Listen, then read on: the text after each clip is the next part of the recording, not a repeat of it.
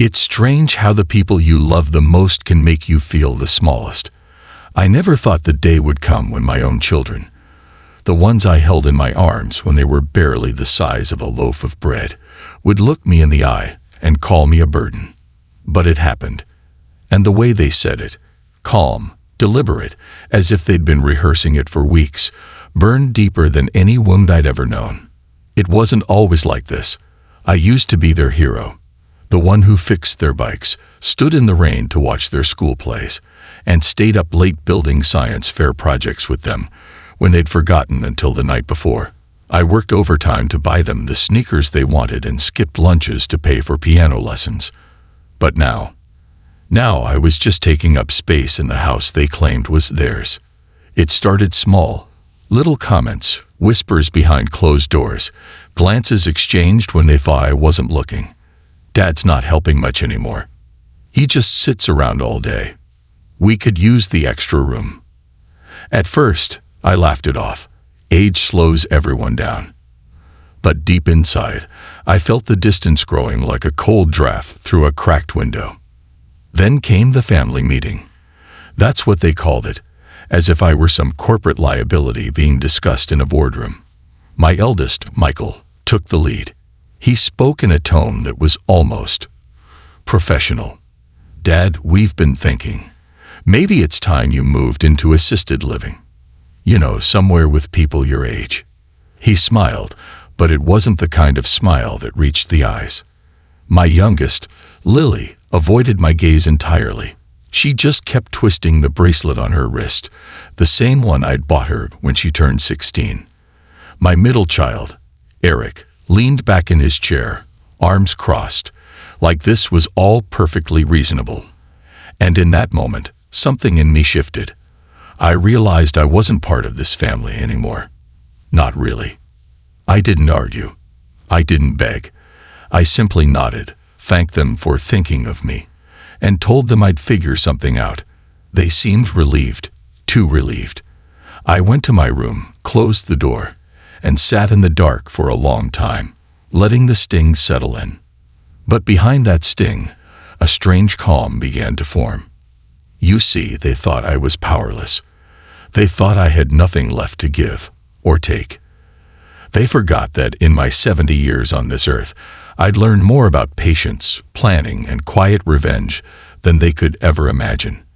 And so that night, I began to plan my farewell gift to them, a legacy they'd never forget. A house was the first thing they'd set their sights on.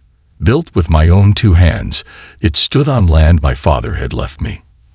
My kids saw it as theirs by default, something they were entitled to.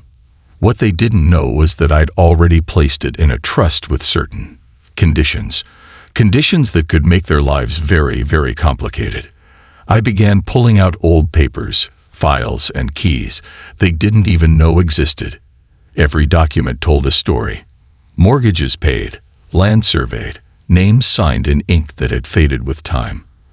I smiled as I realized just how much control I still had over the things they took for granted. The trick wasn't to take something away from them. The trick was to give them something they could never truly use. A week later, I started acting like I'd accepted their decision. I visited a few assisted living homes they suggested, even brought back brochures. They thought they'd won. They didn't notice the small changes, me spending more time at the lawyer's office, making phone calls late at night, rifling through the safe in my closet. One evening, as they sat in the living room watching TV, I walked past with a box of old photo albums. Just sorting through memories, I said with a soft smile. They barely looked up, but inside those albums, tucked between fading photographs of family picnics and Christmas mornings, were documents that would seal their fate. I wasn't angry anymore. Anger was a waste of energy. No, what I felt was colder, sharper, like a craftsman sharpening his final tool before carving the last piece of his life's work. And this masterpiece, it would be a story told in whispers long after I was gone. My lawyer, Mr. Harris, was more than happy to help. He was an old friend, someone who'd seen me through the highs and lows. When I told him what I wanted, he raised an eyebrow. then chuckled. Petty. Maybe. But brilliant. We spent hours drafting the necessary papers, making sure every loophole was tied so tight my children wouldn't be able to slip through if they tried. The beauty of it was in its simplicity. On paper, I would leave them the house, the land, and certain accounts, but each came with strings attached, clauses that would make using or selling them nearly impossible. They'd own something, yes, but it would weigh on them like an anchor. As the days passed, I noticed something curious. The colder I became toward them, the warmer they seemed toward me. Maybe they thought guilt was creeping in, or maybe they just wanted to make sure I went quietly. Either way, I played along, smiling when they visited my room, agreeing when they suggested more comfortable arrangements for my future. The night before I was set to leave, I stood in the doorway of my room, looking around at the space that had been mine for decades. The creak in the floorboard near the bed, the dent in the dresser from when Eric threw a baseball indoors. These walls had heard my laughter, my anger, my prayers. And tomorrow, they'd be someone else's problem. I slept well that night, better than I had in years, because I knew that in a matter of hours, my children would inherit something that looked like gold from the outside, but was hollow on the inside.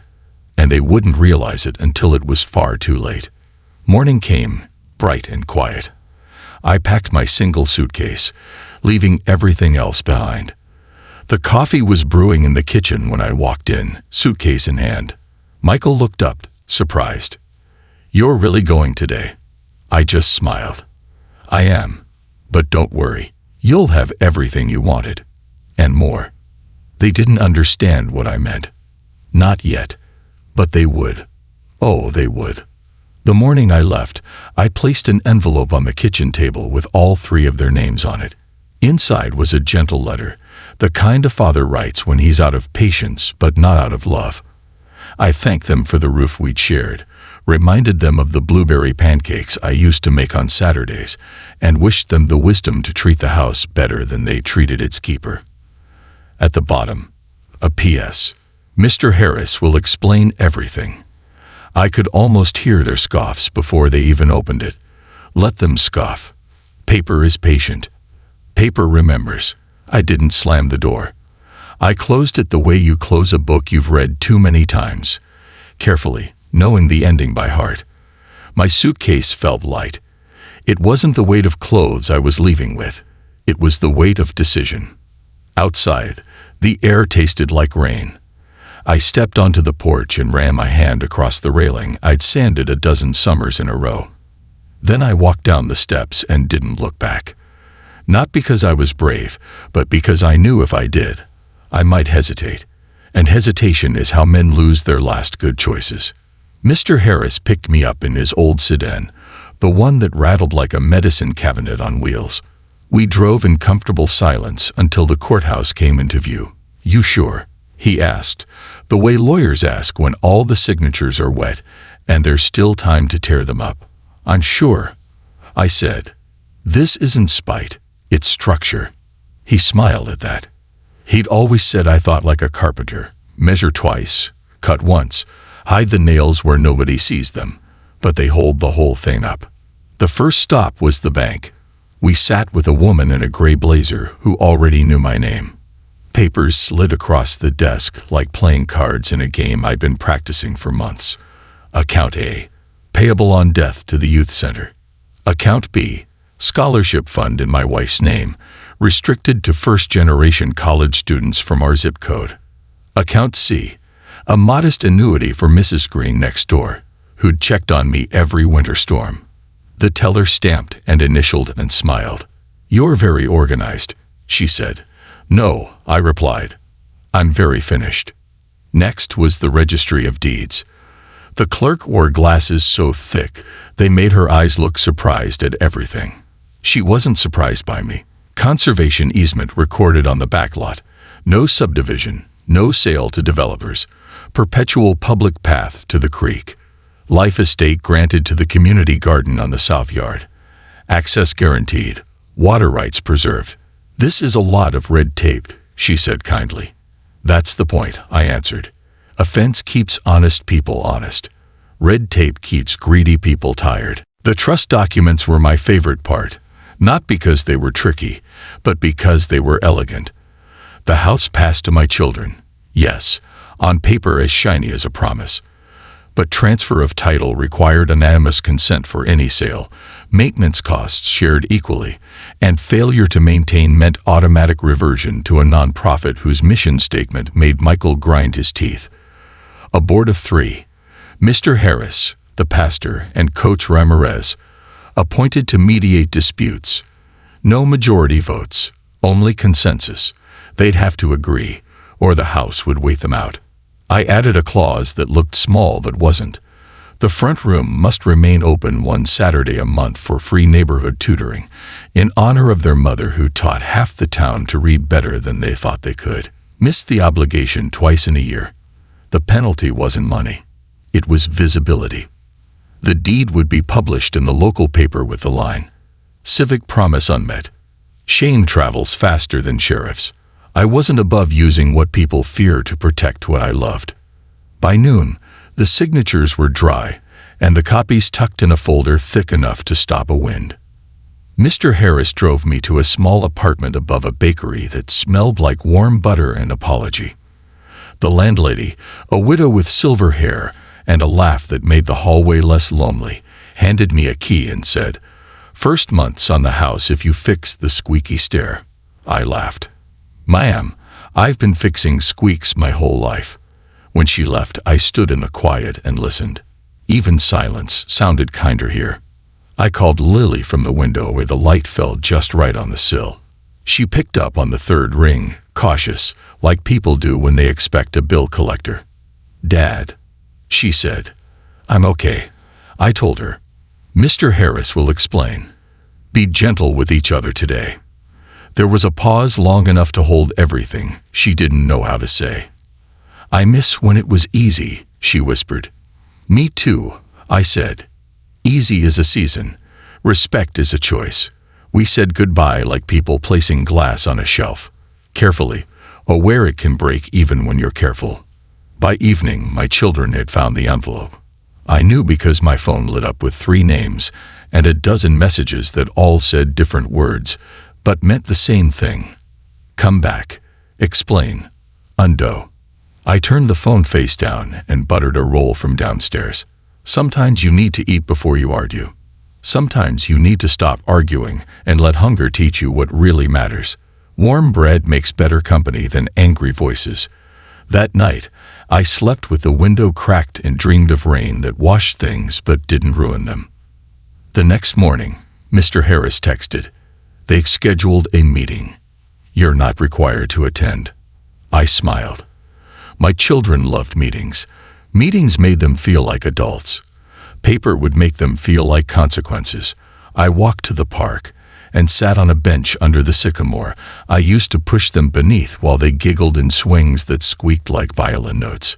A father remembers sounds the way oceans remember storms. The trees were taller now. Shade had learned their names. At noon, Michael called again. Then Eric. Then a conference call I declined with the politeness of a man who has already mailed his last Christmas cards. I wasn't avoiding them. I was refusing to be the only adult in the room. Mr. Harris, bless him, forwarded me their messages distillate style. They think the clauses are unfair. They think anonymity is impossible. They think the tutoring requirement is performative. I responded, it's formative. They did not appreciate the distinction. I laughed so hard a bird looked at me with professional concern. That afternoon, I wrote 3 letters, 1 to each child. I didn't mention money. I mentioned birthdays I remembered and fevers I sat through, and the time I drove all night to watch a game that got rained out, but still mattered because someone in the stands mattered. I told them the trust wasn't a trap, it was a mirror. If they could see themselves in it and not flinch, they'd be fine. If they flinched, they could do what grown-ups do, adjust their face or adjust their behavior. 2 days later, the first bill arrived at their house. Roof inspection estimate attached with a friendly note from the contractor who'd known me since shingles were $1 cheaper.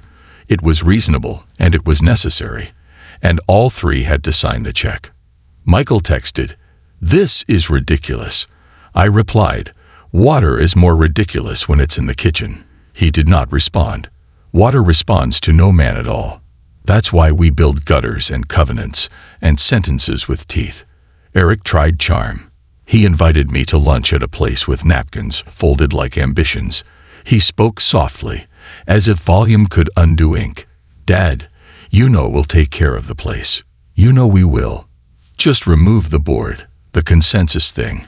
It makes us look like children." I looked at my middle child, who'd learned to negotiate before he learned to apologize. "That clause is there because you are my children," I said gently. "When you act like a family, it will feel like a formality. Until then, it will feel like work." Lily sent a photo of the front room, sun pooling on the hardwood like honey. "I can organize the tutoring," she wrote. "Mom would like that." I stared at the picture until my eyes watered in a way the doctor would call age, and I would call memory. "Thank you," I replied. "Pick Tuesdays. The kids who struggle most have shift-working parents, and Tuesdays let them exhale." She sent a heart that looked too small to hold what it meant. Sometimes a small heart is a big start. Within a week, the house was busier than it had ever been. Roofers on ladders, kids on beanbags reading out loud, the pastor dropping by with a box of pencils, and a prayer that sounded more like a pep talk. My children hated the chaos until they didn't. Neighbors stopped at the fence to say the place felt alive again. Michael hated that sentence. Feeling alive is expensive when you're used to everything being neat. Life is a mess you choose to love or leave. I'd left them both options, just not the easy escape hatch. The developer called Michael with an offer that would have made a lesser man sigh and a greedy one sign. He said the easement made it complicated. Mr. Harris said, "That's by design." The developer hung up with the practiced chill of a person unaccustomed to hearing no twice. My children argued in their group chat, forgetting that group chats leak like old faucets. "Dad set a trap," Michael typed. "Dad set a table," Lily replied. "You just don't like the seating chart." On the second Tuesday of tutoring, a boy named Matteo read 3 pages without stopping. He fist-bumped Lily like victory tastes like printer ink. Eric watched from the doorway, arms crossed out of habit, eyes soft despite himself. "He reminds me of me," he said later, and for a breath-sized moment I heard the child he'd been under the armor he'd grown. Mr. Harris sent me a photo of the whiteboard. Today we learned commas, kindness, and how to ask for help. I printed it and taped it to my new fridge like a medal. My children invited me to visit the property on a Saturday that smelled like cut grass and second chances. I arrived with a toolbox, not a speech. The porch step had loosened. Houses speak in squeaks and sighs when they want your attention. I tightened the screws while Michael watched from the rail and said nothing worth writing down. That was progress. Sometimes silence is the first language of people relearning how to be kind. Before I left, Lily walked me through the front room. The bookshelf I built in '92 still held the wobble only I know how to see. I thought the clauses were punishment, she said, fingertips brushing spines. "They're scaffolding, aren't they?" I nodded. Scaffolding looks ugly to people who mistake finish lines for foundations. When you don't need the rules anymore, I told her, that's when they've done their job. She smiled like someone finding a light switch in a familiar dark. That night in my apartment, the bakery quieted and the streetlight put a square of gold on the floor. I lay awake thinking about the word burden, how it had felt rolling off their tongues, how it had sounded echoing in my chest. I whispered into the dark, not a prayer, not a curse, just a sentence for the record. Love is heavy, but it's not a burden when you're carrying it together. The radiator hissed like it agreed. Or maybe it was just old. Old things make the same sound whether they're wise or tired. On Sunday, Mr. Harris called with a laugh he saves for verdicts. They asked if the board could be dissolved once we prove we're functioning cooperatively. He said, I told them cooperation isn't a temporary performance. It's a habit. I pictured Michael frowning, Eric pacing, Lily nodding when nobody could see. Habits build houses. They also keep them. My gift wasn't walls they couldn't sell. It was a map back to each other, if they chose to read it. And that was the quiet victory. I had left them something they couldn't use for greed, but they could use for good. A legacy that refused to turn into loot. A house that acted like a teacher. A set of rules that felt like work until they felt like love. I washed my coffee cup, set it upside down on the towel, and smiled.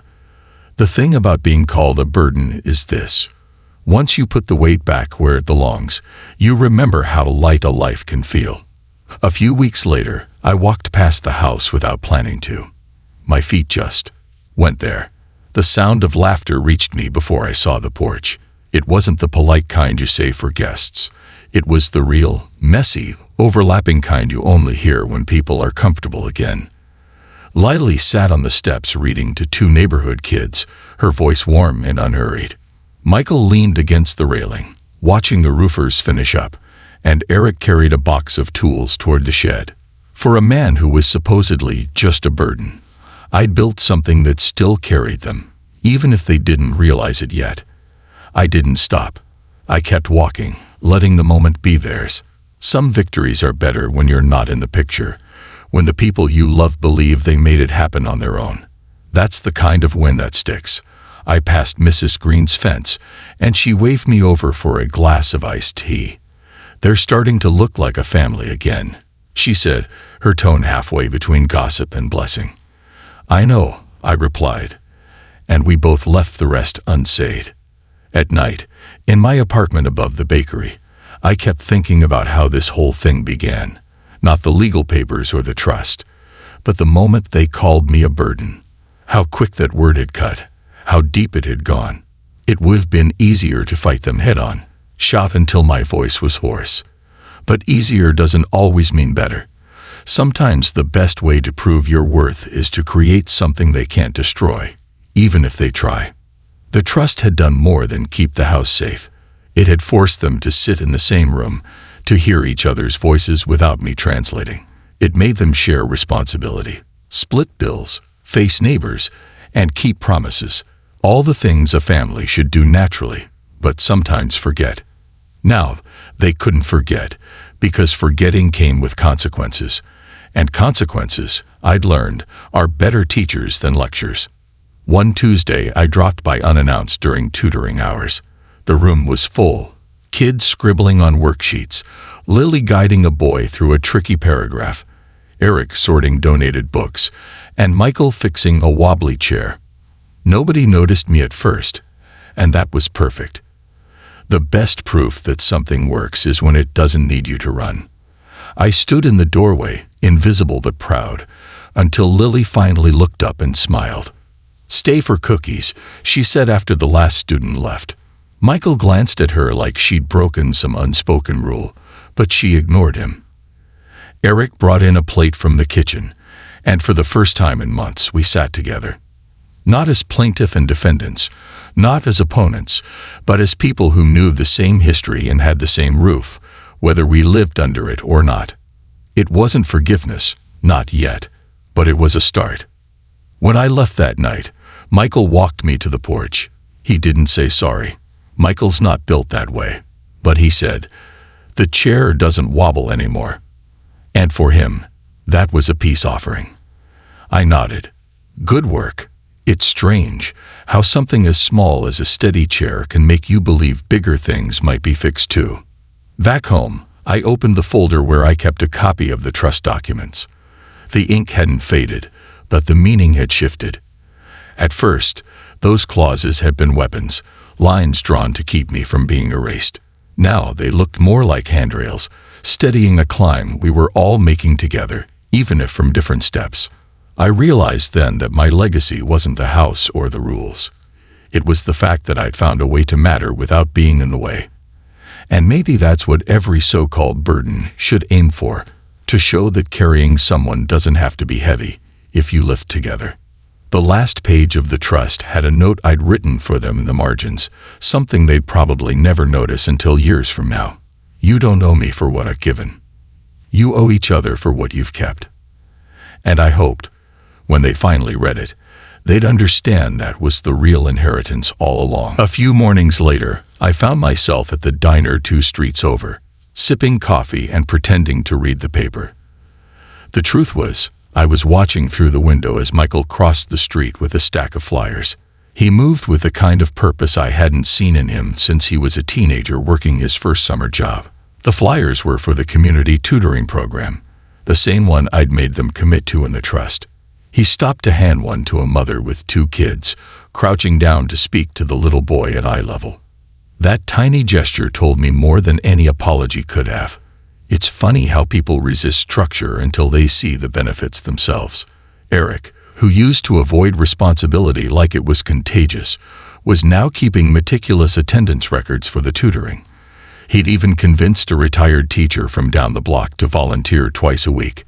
Lily, meanwhile, had become the glue, making sure every child left with a snack and a smile. And all of it was happening because they had no choice but to work together, or lose everything. I didn't interfere. I kept my distance, letting them believe they were steering the ship. In reality, I'd built the harbor, the ship, and the map they were sailing on. It wasn't pride. It was relief. Relief that maybe, just maybe, the damage between us could start to heal without another explosion. One rainy Thursday, Lily called. I almost didn't pick up. Old habits die hard. But something in me wanted to hear her voice. She didn't waste time on pleasantries. "Dad," she said, "can you come by tomorrow? We're hosting a community dinner, and, well, it wouldn't feel right without you." That caught me off guard. It wasn't an apology, but it was an invitation. A bridge, small but real. The next evening, I walked into the house carrying a pie from the bakery downstairs.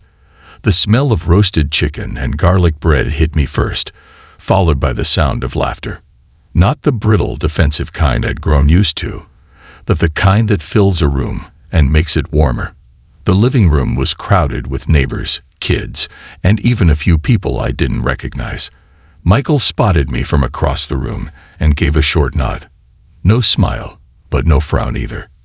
Progress. During dinner, I stayed mostly quiet, watching them interact. Eric poured drinks for the older guests. Lily darted between the kitchen and the tables, and Michael kept the conversations going. They didn't seem like the same people who once told me I was just a burden. Maybe they weren't. Maybe the weight had shifted, and now they understood what it meant to carry something together. After dessert, Lily sat beside me. "Dad," she said softly, "I didn't see it before, what you were trying to do. But I see it now." She didn't elaborate, and I didn't push. Some truths don't need to be unpacked all at once. Sometimes it's enough just to know they're there. When I left that night, the porch light followed me to the end of the walkway. I looked back once, just to see them framed in the doorway. 3 silhouettes, standing together. It wasn't perfect, but it was closer than we'd been in a long time. And for now, that was enough. In the weeks that followed, the tutoring program became the heart of the neighborhood. Kids who'd struggled in school started bringing home better grades. Parents pitched in with snacks, and a local carpenter donated shelves for the book corner. My kids didn't just run the program. They owned it. They were becoming the kind of people I'd always hoped they'd be, even if the path there had been rough. One Saturday afternoon, I dropped by with a box of old board games I'd found in storage. Eric helped me carry them inside, and for the first time in years he said, "Thanks, Dad." No sarcasm, no edge.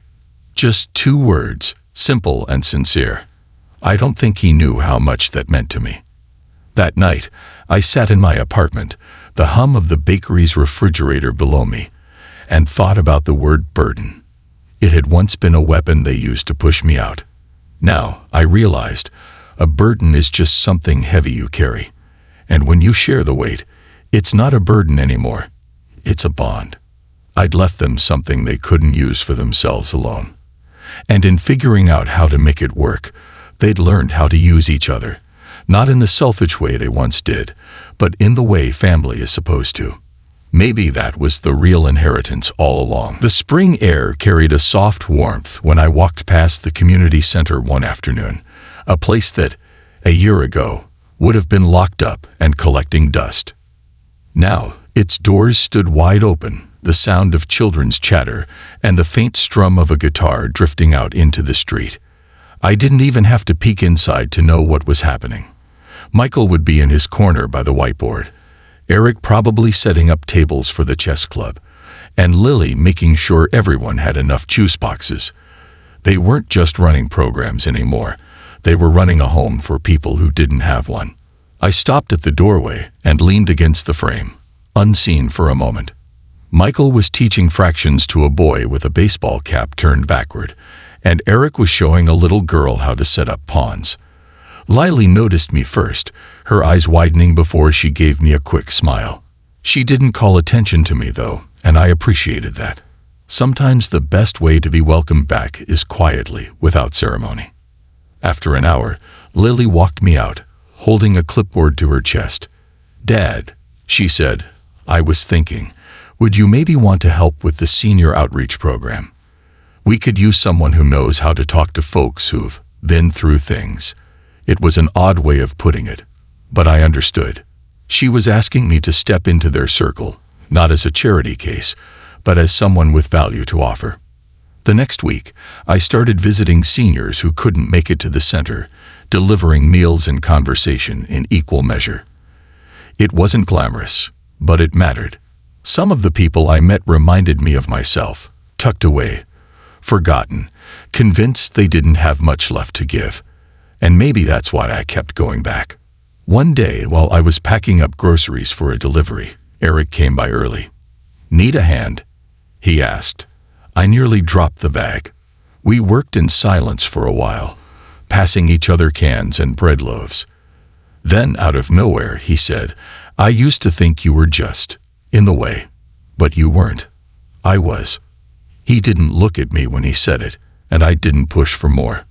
That was enough for now. A few weeks later, the town paper ran a small piece on the community center's programs, complete with a photo of Michael reading to a group of kids. I cut it out and stuck it to my fridge. Not because I needed to be proud, but because it was proof. Proof that the seeds I'd planted were taking root. Then came the night of the fundraiser.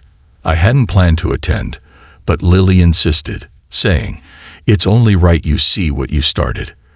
When I walked in, the room was strung with lights, tables covered in homemade food, and neighbors greeting each other like old friends.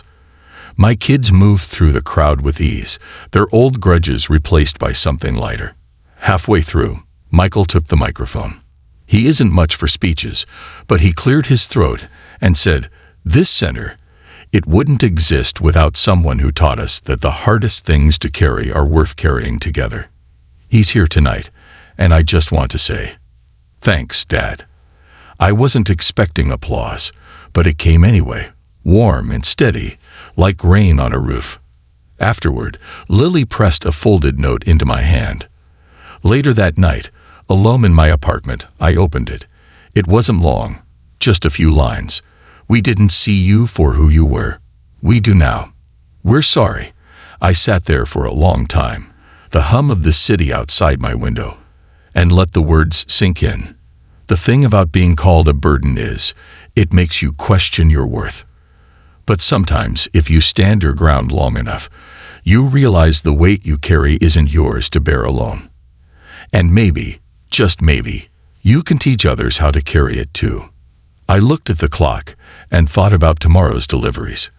The chess club, the reading sessions, the laughter waiting in that little center down the street. I thought about my children, not as the people who once turned me away, but as the ones who had finally learned to open a door. I turned off the light, feeling something I hadn't felt in years. Not pride, not victory, just peace. The summer heat came early that year, wrapping the whole town in a blanket of heavy air. At the community center, the fans whirred lazily, and the smell of fresh lemonade drifted from the kitchen. I'd stopped by to drop off some donated books, nothing more, but Michael waved me over before I could leave. "Dad, you got a minute?" We stepped outside to the shaded porch. He scratched the back of his neck, a habit he's had since he was a boy trying to find the right words. I've been thinking about how I treated you. Back then, I was so focused on my own plans that I forgot you had a life too. It wasn't an apology dressed up in fancy words. It was raw, and it hit me harder than I expected. Before I could respond, a group of kids ran past, chasing each other in the yard. Michael watched them, smiling faintly. We've got more signed up for summer programs than ever, he said. We couldn't have done it without the foundation you set. That word, foundation, stayed with me. It made me think of the house I once thought was the only legacy I had to give. Turns out, the real gift was stability, and they'd finally learned how to build on it. Later that week, Lily asked if I'd join her for lunch at a little cafe downtown. She had that look, half mischief, half hesitation. Over sandwiches, she told me she'd been offered a position running a literacy program in a neighboring town. I don't know if I should take it, she admitted. I don't want to leave what we've built here. I reminded her that legacies aren't meant to be cages. If you can plant seeds somewhere else, I said, do it. This place will still be here when you come back. Eric, too, had changed in quiet ways. I caught him one afternoon sitting on the center steps, repairing a kid's bicycle. No one asked him to. No one was paying him. He just saw something broken and decided to fix it. When he noticed me watching, he shrugged. Can't have the kid walking, can we? I didn't say anything, but in that moment, I saw the man he was becoming. Someone who knew the worth of small, steady acts. As for me, I kept my visits regular but light. I didn't hover, didn't try to take over. I'd drop off supplies, share a coffee, and then step back. And every time I left, I felt less like an outsider and more like a part of something. Maybe not the center itself, but the heartbeat behind it. One afternoon during a thunderstorm, I ducked into the center to wait out the rain. The place was buzzing with activity. Kids playing board games, volunteers sorting clothes, the smell of fresh cookies drifting from the kitchen. Lily passed me a mug of tea without a word, and Michael slid over a chair. Eric just nodded from across the room. It was simple, unspoken, but it told me more than any grand speech ever could. That night, as the rain tapped against my apartment window, I thought about the journey from being just a burden to becoming whatever this was now. I thought about the moment they'd shut me out, the sting of those words, and how close I'd come to walking away for good. And I realized something. The decision to stay connected, even when they didn't deserve it, had been the hardest and best choice I'd made. It hadn't been about proving them wrong. Not really. It had been about proving to myself that my value wasn't dependent on their recognition.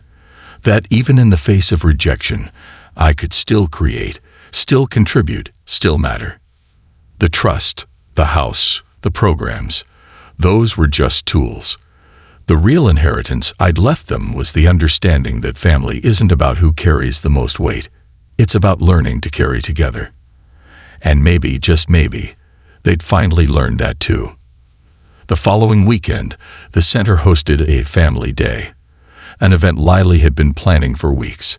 I arrived early, mostly to help set up tables, but also because I wanted to watch the place come alive before the crowd arrived. Balloons bobbed in the warm breeze, the scent of barbecue wafted from a grill in the back, and Michael was wrestling with a tangle of extension cords like it was a wild animal. I carried folding chairs to the lawn and noticed Eric hanging a banner that read "Together we grow." For a moment, I wondered if he chose those words himself. He caught my eye and smirked. "It's cheesy, I know," he said, "but it fits." I didn't argue. It did fit. More than he probably realized. By noon, families began to trickle in. Kids darted between the bounce house and the arts and crafts table, their laughter filling the air. Volunteers bustled around, making sure every plate was full. I stood off to the side, content to watch it all. I wasn't the center of attention, and that was fine with me. The fact that my kids were at the heart of it all was enough. At one point, Lily walked over with a plate of food and handed it to me without asking if I was hungry. It was such a small gesture, but it told me something had shifted. "You've been standing here too long," she said. "Come sit with us." I followed her to a picnic table where Michael and Eric were already deep in conversation about expanding the center's hours. As the afternoon rolled on, a local reporter showed up to cover the event. I tried to keep out of the camera's view, but somehow ended up in the background of a few shots. Later, Michael teased me about my debut, but there was no malice in it, just warmth.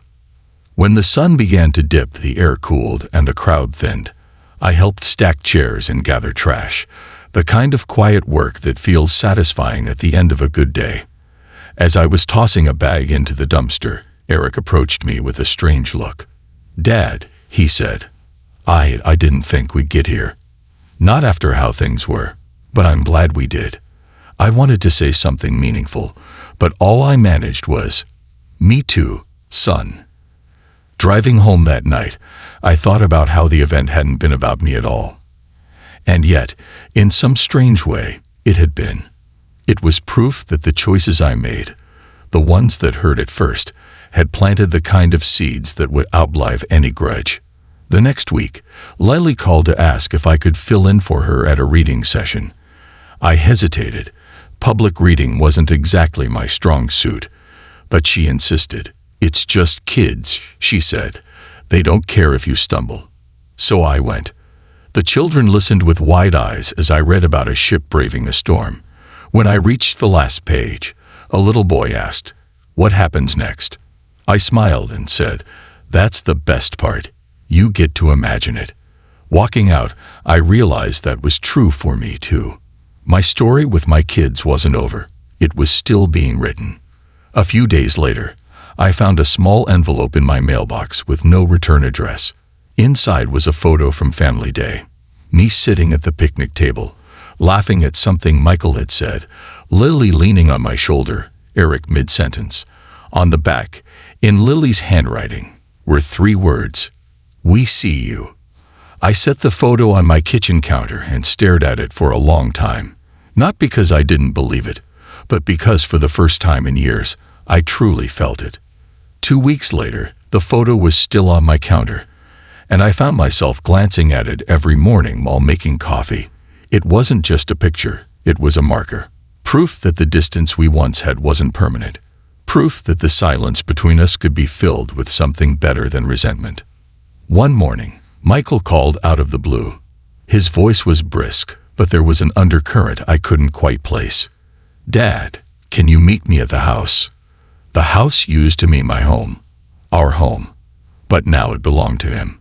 I agreed, curiosity outweighing the familiar pinch in my chest. When I arrived, the place looked the same from the outside. The paint was still a soft sage green, the garden bed still lined with the stones I placed there years ago. Michael was on the porch, leaning against the railing, a mug in his hand. "I wanted you to see this," he said, nodding toward the yard. There, under the old maple tree, was a brand new wooden bench. A small plaque was fixed to the backrest. I stepped closer to read it, for Dad, the man who built more than a house. I stood there for a long moment, unsure how to respond. Michael didn't fill the silence. Eventually I said, "You didn't have to do that." He shrugged, staring at the plaque, as though it might change if he blinked too hard. "I know, but I wanted to." We sat on the bench for a while, talking about small things, weather, neighborhood gossip, a stray cat that had taken to napping on the porch. It wasn't the content of the conversation that mattered. It was the ease of it, the lack of that brittle edge we'd once had. Later, as I was leaving, Michael stopped me. "You were right," he said, "about legacy. It's not the house or the money. It's what we build in each other." Hearing that from him, the son who once saw me as a burden, was like finding a door I thought had been locked forever. Not long after, Lily called with news of her own. She'd accepted the job in the neighboring town. But she added quickly, "I'm not leaving for good. I'll be back on weekends. You're still stuck with me, Dad."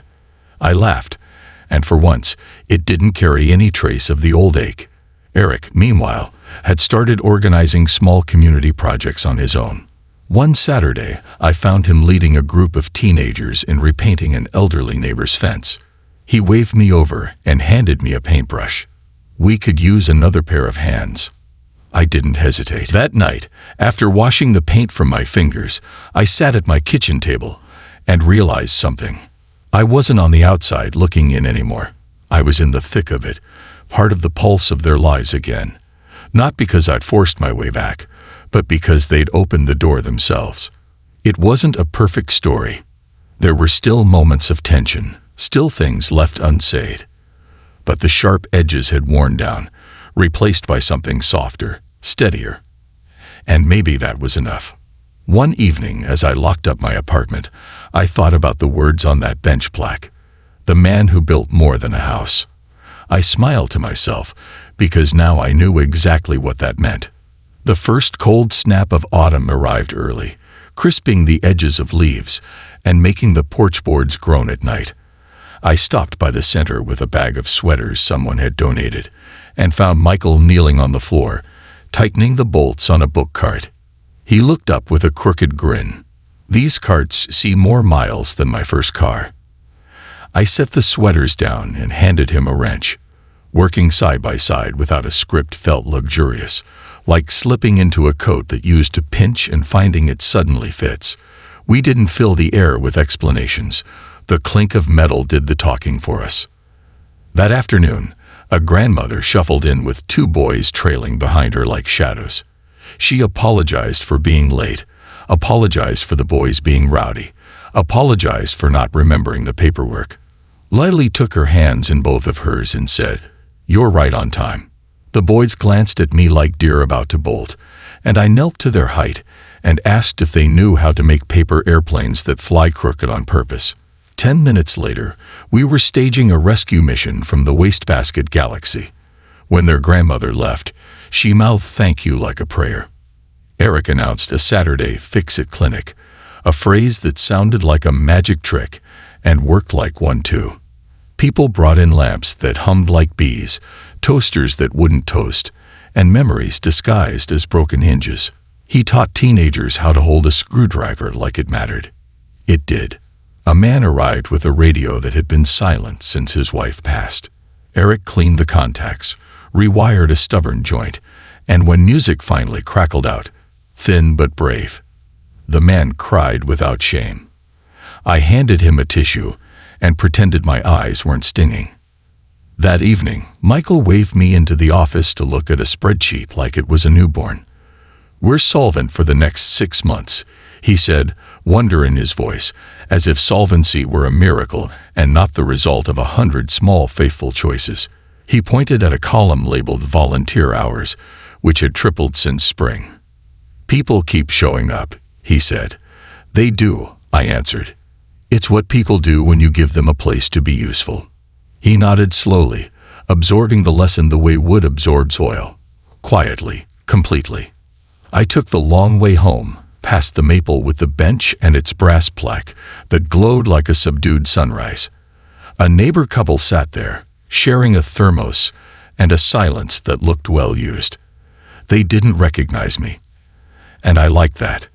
The bench had already started its own life, collecting conversations and confessions I'd never hear. Legacy is like that. If you can still control it, it isn't legacy yet. It's only intention. A letter arrived from Lily on thick paper that smelled faintly of ink and lemon soap. She wrote about her new program, how the teenagers rolled their eyes the first day, and then returned with younger siblings the third. "They pretend not to need it," she wrote, "but you can tell when something starts to matter." Tucked inside was a photo of a chalkboard with crooked hearts and the word READ scrawled like a shout. On the back she'd written, "You taught me how to set a table. I'm just moving the tablecloth." A week later, a storm bullied its way through town, sliding rain under doors and turning gutters into furious waterfalls. The center sprang leaks in places I'd never seen water before, as if the roof had decided to confess its secrets. Michael called without preamble. "We need buckets. And your eyes." I arrived with tarps and a toolbox. Eric hauled up the attic ladder. Lily deployed volunteers like a conductor. We built a choreography out of towels and tart clips and shouted measurements. When the rain tired of itself, the floor was dry except for a single brave puddle shaped like a comma. The next morning, Michael insisted we get the roof assessed properly. No more polite postponing. The roofer, sane one who'd watched my hair go gray from his ladder, gave us a number that hurt but didn't bleed. "We'll fundraise," Lily said, rolling the word in her mouth like a lozenge. Eric tapped the calculator, frowned, and then grinned. "Or," he said, "we'll throw the kind of event people brag about attending." He outlined a night of fixes and first chapters gala, silent auction of repaired items, readings from kids who'd conquered a book. It sounded absurd. It sounded perfect. The invitation design became a family debate conducted via text messages that pinged like hail. Michael wanted clean fonts. Lily wanted warmth. Eric wanted a wrench somewhere in the graphic. Tasteful wrench, he clarified. I stayed out of it until they asked for a tie-breaking vote. "Choose the version that looks like you already belong," I said. They landed on a design that somehow made a wrench look like a quill. It shouldn't have worked. It did. On the night of the gala, the center wore its best light. Strings of bulbs stitched the ceiling. Tables were dressed like guests. The front room smelled like cinnamon and good nerves. Kids took turns reading short paragraphs about the first time a sentence felt like a key. People bid on mended radios, glued lamps, and birdhouses that leaned on purpose. Money moved not out of pity, but out of pride. When the total crept past the roof estimate, a cheer lifted the room like helium. After the crowd thinned, Lily stood at the mic with her hand steady on the stand. "We used to think this building was for us," she said, eyes sweeping the room. "Tonight proved it's from us." She glanced at me only briefly, the kind of look that says everything without dragging attention toward it. Michael squeezed her shoulder. Eric cleared his throat and pretended not to swipe his eyes. We swept floors together afterward, the broom sketching a quiet benediction. A few days later, a man I didn't recognize approached me on the sidewalk outside my apartment. "You Henry?" he asked. When I nodded, he stuck out a calloused hand. "Name's Walt. Your son fixed my granddaughter's bike for free. Wouldn't take a dime." He paused, the way people do when the next sentence feels expensive. "I didn't treat my old man right," he said. "If he were here, I'd bring him coffee and keep my opinions to myself." We stood there, two men and a lesson between us, and then we both laughed because standing solemn on a city sidewalk felt too dramatic for Tuesday. In the quiet after the gala, I visited the bench at dusk. The brass was warm from the day, cool where the shadows clung. I thought about the first meeting when they called me a burden and how the word had echoed like a slammed door. If I'd shouted back, we might still be shouting. Instead, I built a hallway out of paper and patience and told them they could decorate it however they liked, as long as they walked it together. It turns out you can escort people toward themselves without pulling them. Winter teased the edges of town again, and Lily came home for a weekend that stretched, mercifully, into 2. We drank tea at the kitchen table of my apartment, the kettle whistling like an old friend who refuses to knock. She asked about aches I pretend I don't have and about the bakery below, and whether the radiator still argues at night. "Always," I said. "So do I." She laughed and leaned her head on my shoulder in a way that reordered the years. Michael stopped by that afternoon with an envelope. No drama, just an offering. Inside was a copy of the new maintenance schedule and a note in his blocky engineer handwriting. "We've got this. But if you want to look it over, I won't pretend I don't value it." I circled 2 dates, wrote a small suggestion about flashing near the chimney, and left a smiley face I immediately regretted. He texted later. The smiley was excessive. I replied with 2 more. He didn't answer, which counted as a win. Eric invited me to a Saturday breakfast at the diner that didn't try to be anything but honest eggs and hot coffee. He slid a small box across the table. Inside was a brass hinge, polished until it remembered its shine. "From the first door I hung right," he said. "I kept it to remind me that patience works better than force." I closed the box and pushed it back. "Keep it," I said. "You're still opening things." He pocketed it and looked relieved, like I'd allowed him to keep a superstition. The roofers returned in a convoy that rattled windows and woke lazy dogs. All day the air hummed with compressors and competence. At lunch, the crew sat on the curb eating sandwiches wrapped in paper that outsmarted grease. Michael joined them. No clipboard, just a man with a sandwich. He laughed at something the foreman said and tipped his head back like boys do when summer is bigger than worry. I stood across the street, anonymous, and let the site file itself under proof. A teacher from the middle school sent an email address to whoever is making this happen. She wrote about 3 students whose attendance had improved, about a mother who'd cried because a stranger taught her child long division without making him small. She attached a photo of a whiteboard that read, "Try, fail, learn, repeat." Lily forwarded it to our family thread with a simple caption, "Bus, but with snacks." Even Michael reacted with a thumbs up that looked, for him, flamboyant. One evening, I found the bench occupied by a girl in a prom dress and sneakers. Mascara starred at the corners from weather or grief. I couldn't tell which. I asked if she needed a phone charger. She shook her head and said, "Just a bench that doesn't ask questions." I sat at the far end, careful with my quiet. After a while she said, "Thank you," stood, and walked toward a future she hadn't decided on yet. The plaque glinted.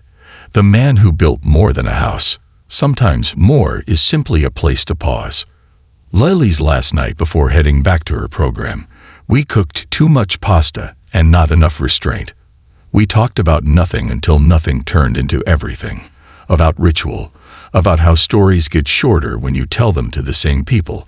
About how the center smelled like pencil shavings and relief. She hugged me twice at the door, then a third time unplanned. "You didn't punish us," she said into my shoulder. "You made a promise we had to keep." I said, "Promises are lighter when 3 people carry them."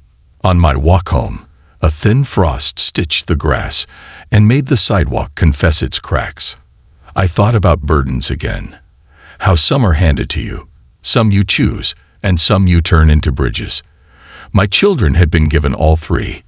They were learning the difference without me standing over them narrating the moral.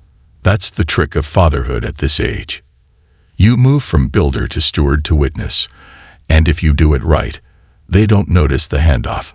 Back in my apartment, I opened the drawer where I kept a copy of the trust.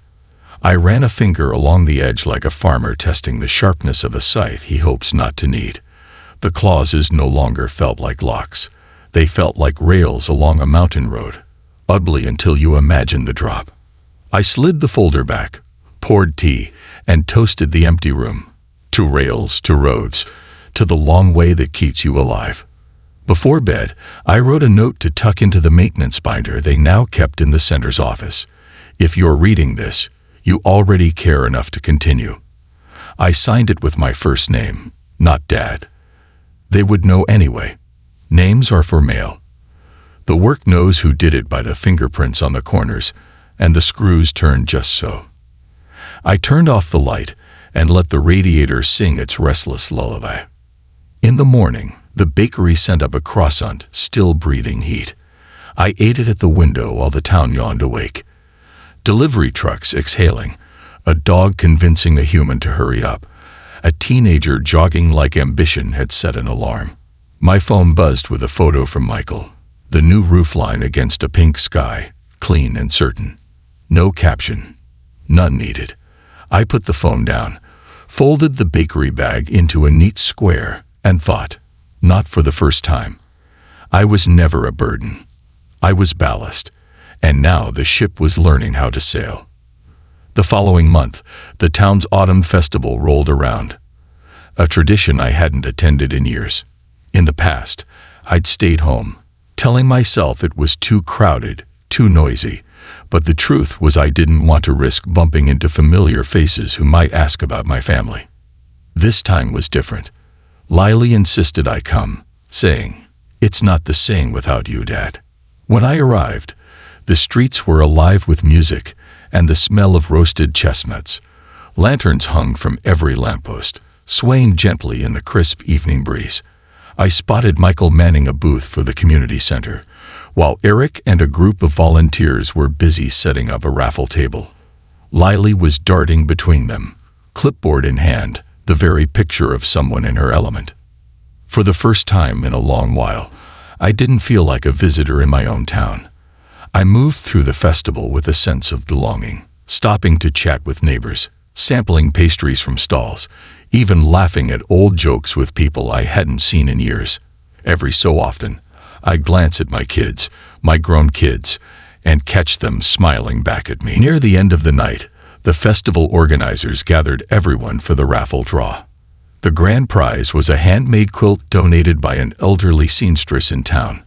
When the winning number was called, I was stunned to hear my own ticket announced.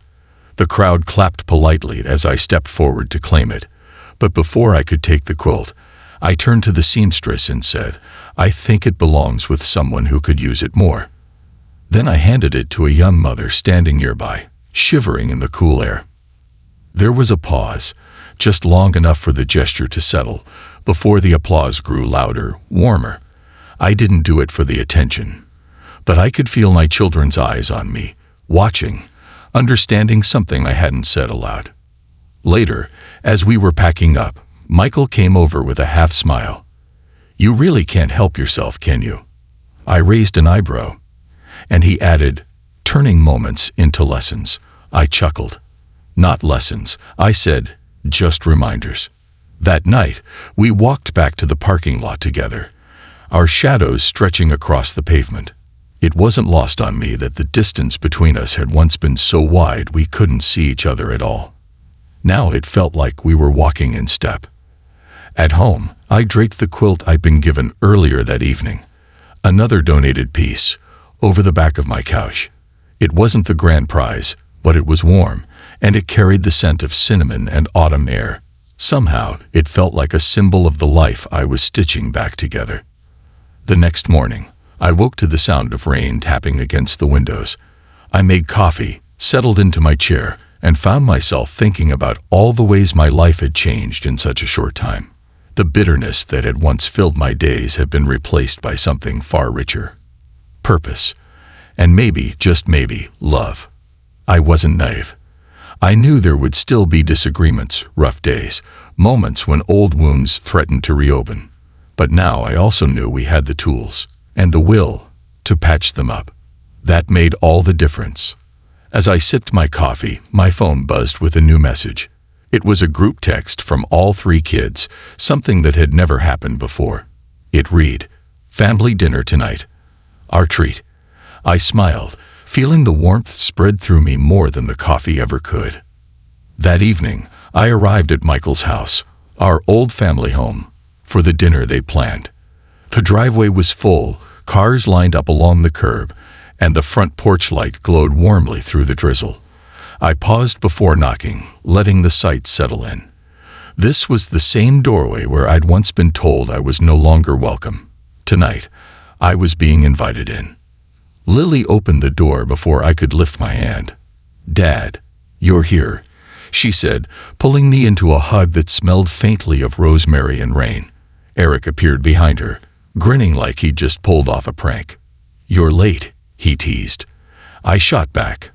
"I'm not late, you're early," and for a moment it felt like we were back in simpler times.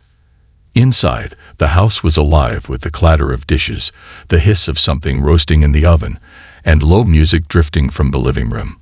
Michael was in the kitchen, wearing an apron that read "Kiss the Cook," a gift I'd bought him years ago, back when he didn't cook at all. He turned, saw me, and offered a quiet nod that carried more weight than any speech. We gathered around the dining table, a long wooden piece I'd built with my own hands decades ago.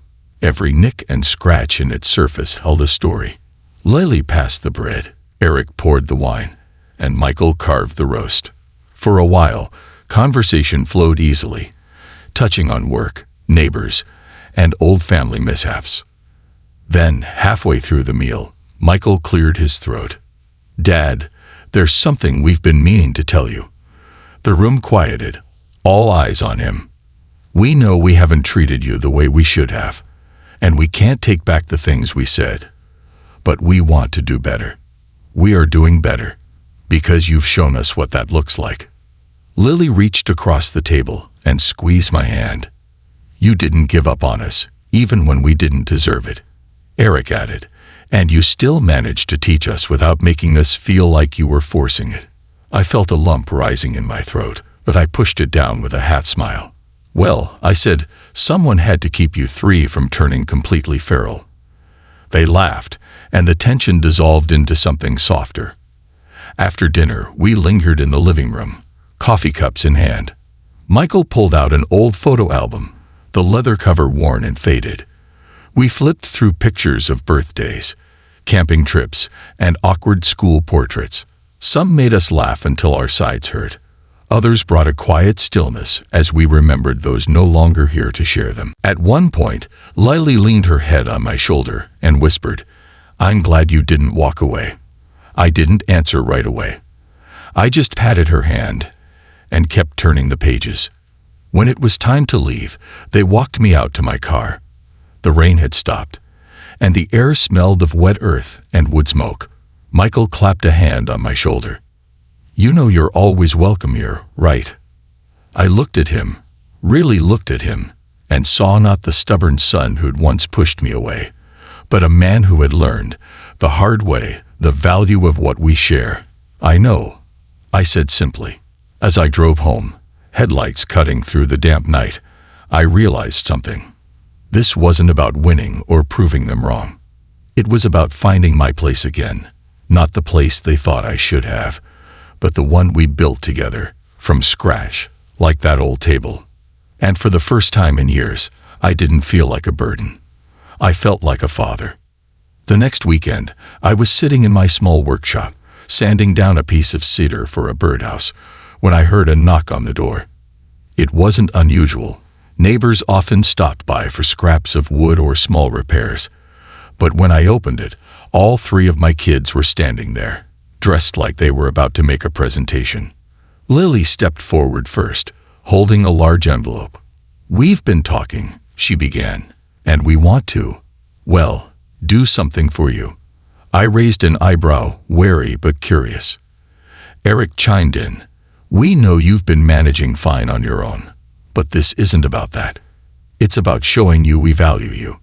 They insisted I sit down before Michael slid the envelope across the table.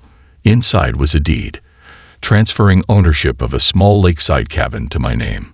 "It's not fancy," Michael said, "but it's yours. A place for you to get away whenever you want, or for all of us to spend time together." I didn't know what to say. Part of me wanted to reject it outright, worried it was pity disguised as generosity. But when I looked into their faces, I saw sincerity. This wasn't an obligation. This was a choice. I swallowed hard. "You don't have to buy me things to make me feel loved," I told them. "But this isn't about the cabin, is it?" Lily smiled. "No, it's about making space. For you, for us, for whatever comes next." We drove to see the cabin that afternoon. It was a modest wooden place with peeling paint and a porch that overlooked the still, glassy lake. The air smelled of pine, and the only sound was the soft lap of water against the dock. It was peaceful, so peaceful I almost forgot to breathe. As we walked through the creaky rooms, I found myself imagining evenings by the fireplace, mornings with coffee on the porch, and maybe even a Christmas gathering or two. The idea of filling this quiet space with laughter again was almost too much to take in. We spent the rest of the day cleaning, unpacking a few essentials, and even fixing a broken step on the porch. It felt like building something new together, even if the boards were old. That evening, as the sun dipped low over the water, we sat on the porch wrapped in blankets, watching the last light scatter across the lake. Eric broke the silence. "You know, Dad, we never said it before, but we're sorry. For everything." I stared at the water, letting the words sink in, "I know," I said quietly, "and I forgave you a long time ago. But I needed you to see me for who I am, not for what I could give you." Michael nodded slowly. "We see you now." The wind picked up, carrying the scent of rain from somewhere far off. I tightened the blanket around my shoulders and thought about how, not long ago, I felt invisible in my own family. Now I felt anchored here, in this place, with these people. It struck me then that the cabin wasn't just a gift. It was a promise, one we'd all chosen to keep. A week later, I decided to spend my first night alone at the cabin. I packed light, a couple of books, some fishing gear, and a thermos of coffee. The kids had insisted on joining me, but I told them this was just for me. "You'll get your turn," I said with a grin. The air was crisp when I arrived, the kind that wakes you up just by breathing it in. The lake shimmered under the afternoon sun, and a lone heron stood at the far end, patient as stone. I built a fire in the small stone hearth, the crackle and pop echoing in the quiet. That night, as I sat in the worn armchair facing the fire, I thought about the journey that had brought me here. Not the physical distance, but the emotional miles, the fights, the cold dinners, the slammed doors, and then, slowly, the apologies, the small efforts, the unspoken acknowledgments. Somewhere in those months, I realized my children had grown up in ways they never did when they were younger. They'd learned humility, gratitude, and maybe, just maybe, a little patience. I sipped my coffee and let the warmth seep in. For the first time in years, I felt no rush to be anywhere else. No pressure to fix anyone's problems. No fear of being pushed aside. This was mine. Not the cabin itself, but the peace it represented. The next morning, I awoke to the soft knock of rain on the roof. Pulling on a sweater, I stepped out onto the porch. Mist curled over the lake, and the pines stood still in the gray light. I thought of my kids, probably still asleep in their city homes, and smiled. By midday, my phone buzzed. A message from Lily. "We're coming up this weekend. Bring your famous stew recipe." I chuckled, shaking my head. It seemed this place was already pulling us together. When they arrived 2 days later, they'd brought groceries, board games, and enough blankets to survive a blizzard. We cooked together, laughed over burnt biscuits, and stayed up late telling stories by the fire. The cabin was alive in a way I hadn't imagined. At one point, Michael stood in the doorway, looking out at the dark lake. "You know, Dad," he said, "I used to think giving you space meant leaving you alone. But now I see. It's about being here when you want us." I didn't answer right away. I just placed a hand on his shoulder and gave it a small squeeze. That was enough. On Sunday, as they packed up to leave, I noticed something. None of them called this my cabin anymore. They called it ours. And that, I realized, was the real gift. Not the property, not the gesture, but the shift from me versus them to us together. When their cars disappeared down the winding road, I stood alone on the porch, the scent of wood smoke still clinging to my sweater. I knew there would still be disagreements in the future, maybe even hurt feelings, but there would also be dinners, laughter, and this place to come back to. And as I watched the last ripples fade on the lake, I understood that the greatest inheritance I could give, or receive, wasn't in a will or a bank account. It was in the moments we chose to keep showing up for each other.